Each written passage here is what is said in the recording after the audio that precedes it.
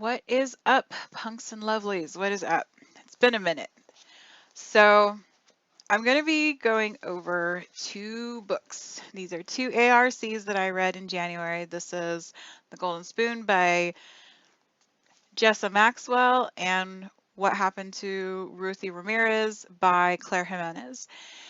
And we're gonna see why I'm doing them both at once. So The Golden Spoon follows a competition that is held by Betsy Martin at her Vermont estate, the Grafton, annually. There are 6 contestants this year, and this year, unlike previous years, she has been forced to have a co-host, Archie. She's kind of pushed into this by the producers. She's she's bitter about it. She's pretty bitter about it. So from the beginning, there's some suspicious activity. You have people or somebody replacing ingredients with look-alike ingredients and ruining the recipe. You have ovens being shut off, and so the item that's supposed to be being baked is not baking. You have burners turned up too high, so things are burning, and then a dead body shows up. And so the book follows these characters as they are trying to determine who is the murderer among them, since they're at a faraway location, and everybody's suspicious of everybody else. And it bounces back and forth between first person POV and the first person point of views. There's there's six of them. Six first person point of views and one third person point of view. The 6 are the 6 contestants, and then the third person point of view is Betsy Martin, the host. And then you have What Happened to Ruthy Ramirez by Claire Jimenez. Now, this follows the family of Ruthy Ramirez after she disappears when she's 13 years old. She's 13 years old, she doesn't come home from her track meet, and you kind of see like how this devastating event kind of ripples out in the family. And you have your first person point of view of the sister Jessica, first person point of view. I'm going to have to stop saying that. First person point of view for the sister Nina, and first person POV for the mom Dolores. And there is a handful of first person POVs of Ruthie herself. Now, keep in mind that there's 6 first person POVs in this book and a third person POV, and there's 4 first person POVs in this book. So this book, it was devastating to read. Ruthie's a Puerto Rican. She's a young girl, and as soon as she disappears, everybody kind of brushes it away. Like they push it underneath the rug, and the family feels like it's because they're poor and they're Puerto Rican. And it takes place in New York. At one point, the investigation does turn an eye on the family, which incenses one of the girls, and she kind of rips one of the cops a new one when they start asking questions. Um, but you get to see like the different ways that it can affect people, like the sisters, as opposed to how it affected the mother. And in the few places where Ruthie does come in and give her first person point of view, you see how her view of the family dynamic kind of differs from the others. And it was a really interesting, really touching book. So the one sister, Jessica, she grew up, went to nursing school, didn't finish. She works as a nurse's aide at a hospital where she ends up doing all the hard, dirty, unwanted work that the newer aides don't want to do. And her boss loves her for it, of course, because she does it right the first time. She cares for her patients. Nina, she escaped to college as soon as she could. She escaped to college and she never went home for holidays. And she tried to stay as far away from the whole missing sister problem as she could. The mom, Dolores, she loses her husband, I think it's 2 years after Ruthie disappears, and she kind of eats her way into oblivion until one day she realizes, how much she's ballooned in her depression, grief, despair. And she takes up an exercise program that she watches on TV, and she loses weight, and she becomes a parenting coach at her local church, and she kind of delves into the spiritual side to kind of help her cope through the loss of her daughter. Nina comes home, and I think it was at the pushing of Jessica. She comes home to help her take care of the mom, and one day Jessica calls Nina on the phone. She's like, "Hey, you need to turn on the TV, turn it to a certain channel." And she turns it on the channel, and they see this woman who looks like an older Ruthy. And she's on a reality TV show, a uh, horrible, like stereotyping reality TV show. And she's living with these other girls, and they fight, and it's terrible. And they become obsessed with this show. They binge watch it. They point out the mannerisms that they believe prove that it's Ruthy, not Ruby, as she's going on the show. And they kind of take this journey trying to find her. And the ending is not what I was expecting. It was devastating. So when I read this book, I thought I'm never going to read another multi first person POV book again in my life because it was absolutely horrible to go through. It was so hard to read. It was painful to read.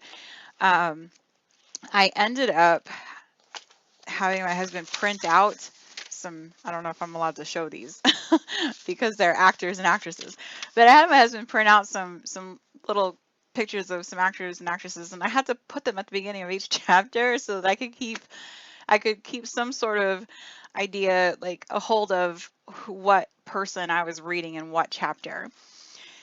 And when I picked up What Happened to Ruthy Ramirez, I was like, I saw it was a multiple first person POV. I was like, no, no, no, no, no, no, no, not again. Please, not again. But it was such a captivating story. I held with it. And by the end of the book, I absolutely adored it. And here's the reasons why I think that it differed so much in how I reacted to it with the first person point of views with the multiple characters, as opposed to the Golden Spoon. So with the Golden Spoon, of course, you have more people. You have 6 first-person point of views, and you have the third-person point of view, which was jarring to begin with. But in addition to that, each person, when it's their chapter, it's only 2, 3, maybe 4 pages long, as opposed to What Happened to Ruthie Ramirez. Those chapters are upwards of 6 to 9 pages each. And so with Ruthie Ramirez, you feel more for the characters. You get into their heads more instead of immediately like bouncing around from one person to the next with the Golden Spoon. It was just so quick. You didn't really have a chance to connect with any of the characters, to really hear their different voices, because by the time you had maybe a grasp on the voice of one of the characters, it moved to the next character. Um, and then it was a little bit of the writing style also. I think that Claire Jimenez has a powerful voice. I mean, in this book, I laughed, I cried, and like I said, I felt for each one of the characters. I felt for Jessica, I felt for Nina, I felt for the mom, I felt for Ruthie. And there's so much going on here too. Like this takes place in the mid 90s in New York, and they're Puerto Rican, and I know this is a completely different experience than I had as half Mexican, half white. I grew up partially in Maine where, I mean, they found out I was Mexican and I didn't have any friends until I moved. I had 2 friends. I had two friends. I had Heather and Carol, and off and on again I had Elizabeth, but it was mostly Heather and Carol. And Carol was also biracial, and she had to be homeschooled because it was so bad. Then we moved to Texas, which was a culture shock. We moved from a tiny, tiny, tiny town in Maine to a really big city, San Antonio in Texas. And we went from like, there wasn't even like a point tenth of a percentage of um, of ethnic people in the place that we lived in Maine, to like such a like an enormously variated population in San Antonio, and it was great. It was awesome. Um, but I could feel where Nina, like, because my parents, my dad didn't speak Spanish. Um, he was he's the white half of me, and my mom, she spoke Spanish. Her not her grandparents, her parents, my grandparents, they didn't speak English. Um, but she didn't teach me how to speak Spanish, and so I grew up. And first, people would look at me, they're like, "You're not Mexican, you're white." And then when I'm like, no, this is my mom, and they're like, oh, okay, your mom's a tiny, short little Mexican, and you're not short or tiny. And they'd be like, but do you speak Spanish? I'm like, no. And that's kind of what Nina goes through at a couple points in her life. Like when she gets a job at the lingerie store, and the manager asks her if she speaks Spanish, she knows immediately that if she says no, that she's going to drop on the pole, like on the totem pole with this woman. So she says yes. And so like I felt for that, but there was also like so many like nuances, things that the mom did that reminded me of things that my mom did. It was just it was such a it was such a touching experience, because of the subject matter, but then also because with some of the characters I related with them on a personal level as well. And so with this book, I mean it's a whodunit murder mystery that bases itself around a cooking show. I mean, and the premise is just perfect, right? I love cooking shows. I love murder mysteries. It sounded like a great combination. Maybe you can get past the bouncing back and forth between the characters. I've seen it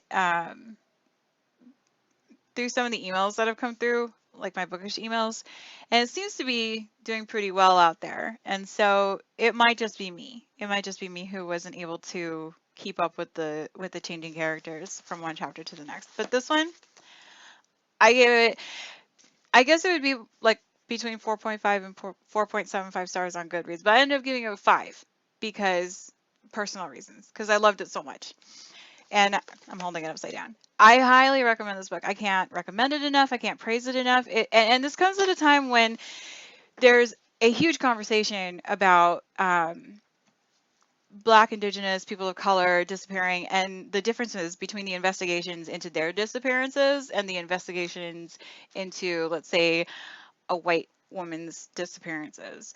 And I know this is touched on in Alaska Daily, um, with Hilary Swank, and we've been watching that. That's actually really good, as well as Three Pines, which is a series based off of Louise Penny's books, and it came at a perfect time, but it also has its own unique voice, and I thought it was very powerful. So that's what I have to say about those two books. Thanks so much for watching. Again, I know it's been a minute. I'll get to that maybe on my next video. Have a wonderful day.